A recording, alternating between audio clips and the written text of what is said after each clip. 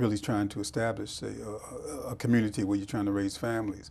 And so it was also around the time the crack epidemic hit. And so we set up patrols. We basically established, first of all, the salat 5 times a day, where we would call the adhan over a loudspeaker 5 times a day. And now, when you first started doing that, was there any like adverse reaction to that from the No community? adverse reaction, because again, there was one old lady that she's passed on now. She, the newspapers interviewed her and asked her about the Muslims, and she said, I like walking around the park, but I won't walk around that park unless I see the Muslims out there. So we brought in a sense of safety, specifically in the area that we're in. And so there was no, I can't even remember any resistance to it. Was there any positive feedback about the adhan being, I mean, do people have questions about it? Even to this day. Right. One brother, he asked, well, who called it at this time? He wants to know because he's grading the adhan. This is a non-Muslim. And he said, who called it? You know, I had to happen to be the one that called it. Right. And so they love it. And they say they call it the prayer. You know, who's calling that then?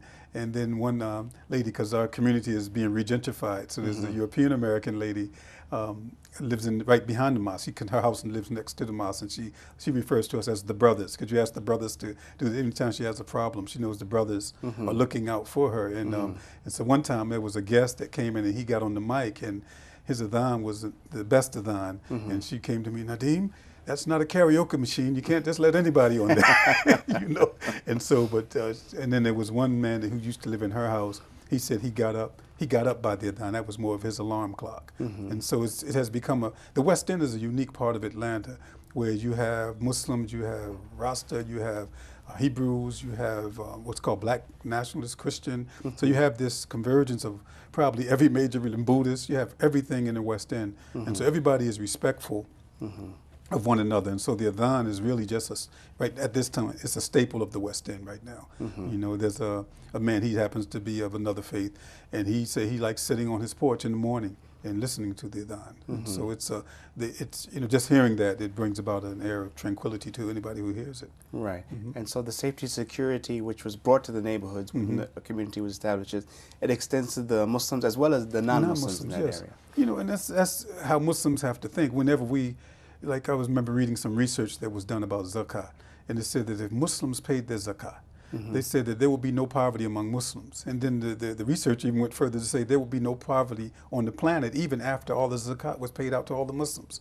You know, so it's the same thing when we go and establish an area, then the Muslims aren't the only one to benefit from, you know, lack of criminality, lack of drug dealing, lack of, you know, prostitution and things like that. So the safety is extended, you know, to anybody that lives in that area. And you can see every Muslim society was like that. People used to travel. What was the place in Ethiopia where they had 80 masjids in that area, this town, and how this Frenchman visited there. And I don't know if he took Shahada or not, but he went back to France, packed up and moved back, moved to Ethiopia and died there. You know, and so when we practice our deen, if we did it on, you know, from a worldwide perspective, then the whole world would benefit from it. Right.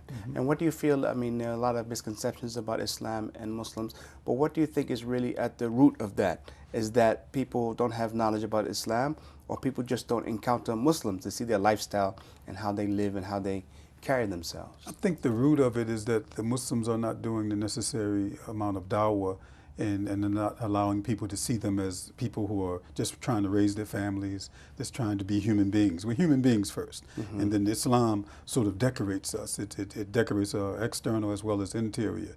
And so I think if the Muslims did the work, because we have the resources to counter, like for instance, we had, there was a problem with some of what they call the neoconservative people here, the Horowitzes and the, what's the name, Pipes, Daniel Pipes, and some of the talk show hosts, and they have this concept called Islamo-fascists. They had an Islamo-fascist week. And so... And what did that consist of? It basically is trying to tie Islam into a fascist type of movement. And they're trying to say that the American Muslims, as well as Muslims in general, are a threat to the Western way of life.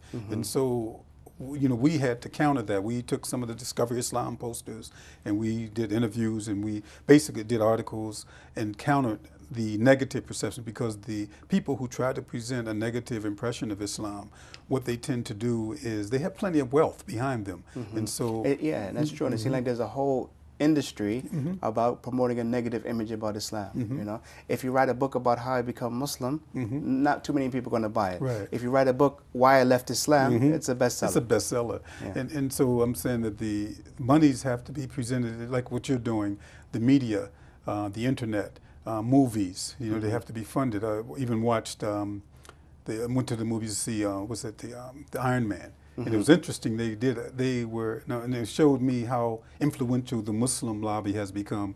In that movie, there's no mention of Islam, even though they're in Afghanistan.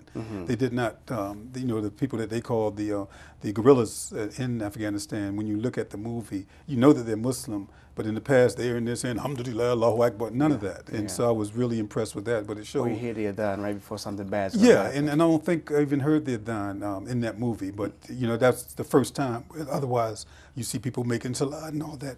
None of that in this particular movie. Right, right. So let me ask you, Brother Nadeem, what is your, I mean, you were here in the Islamic Center for Counseling and Guidance. What is your role here, and what do you think the importance of this type of center is to the Muslim community? Alhamdulillah. My role, I'm one of the counselors here, and you know, a lot of the work that I do, what I do in general, I'm a what's called a licensed professional counselor, and you know, that's what I do for a living. I work at one of the hospitals here in Atlanta, so I do that throughout the week, and I also have a private practice where I, you know, see people, non-Muslims and Muslims, in my private office. And so a lot of what I get from the Islamic Counseling and Guidance is the referrals for mostly people who are suffering from mental health issues, you know, and then also we do a yearly conference, and I do classes, and we also do classes here, what we call the marriage classes, the marriage workshops, and I'll talk on conflict resolution, how to basically have marriages, because a lot of times people get married and there's no rule book that comes with marriage. And so what we try to do here is offer services to Muslims who are contemplating marriage so they can understand the responsibilities of marriage. And each of us will cover a different area. And so my area has been dealing with conflicts and also substance abuse, because again, we talk about the dangers and how that impacts the family, the whole family, if there's substance abuse. I also do premarital counseling, and also while people are married, and also divorce mediation. You know, and so those are some of the things that I do, because I feel that and the beauty of what we do here is that we offer these services from an Islamic cultural perspective, where you can go to non-Muslims and get a similar service, but you can get it, you know, with the person who's familiar with Quran, familiar with Hadith, familiar with the Islamic family system. And so people who come here, they come here with, you know, basically they can be relaxed and know that their culture will be respected. And that's the beauty. We should have one of these in every city, and Muslims, you know. I mean, you've traveled around the country a bit. Do you find, I mean, do we have enough of centers like this one? No. And you mentioned the dynamic of the people doing the counseling, also understanding the culture and the religion of the people who they're talking to. Yeah, and I've also, even when the general counselors that I work with, I just finished the training with non-Muslim counselors, and what I did is made them aware of all the Muslim. They didn't know they were Muslim. They're getting Muslim clients, and then they start talking about issues that they have no experience in. I said, well, there are tons of Muslim counselors. I gave them the address here, as well as there's several other Muslim counselors here, and that they could consult with or refer the people to. Because, but let me ask you, I mean, being a Muslim and having an Islamic perspective, even with your non-Muslim clients, does it give you a different insight in how to deal with non-Muslims also? In that a lot of, just like with politics, a lot of my peers in the counseling field would try to separate spirituality and religion from a person who's mentally ill.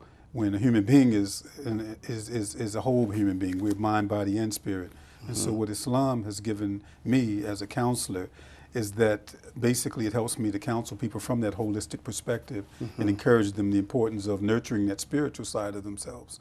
And so that's what my non-Muslim clients, they get that, and they, you know, they are like the moths to the light in many instances. They come, you're so peaceful. They want to know, you know, where am I drinking from? Do you get that comment a lot, that the people see you as being peaceful, or a lot?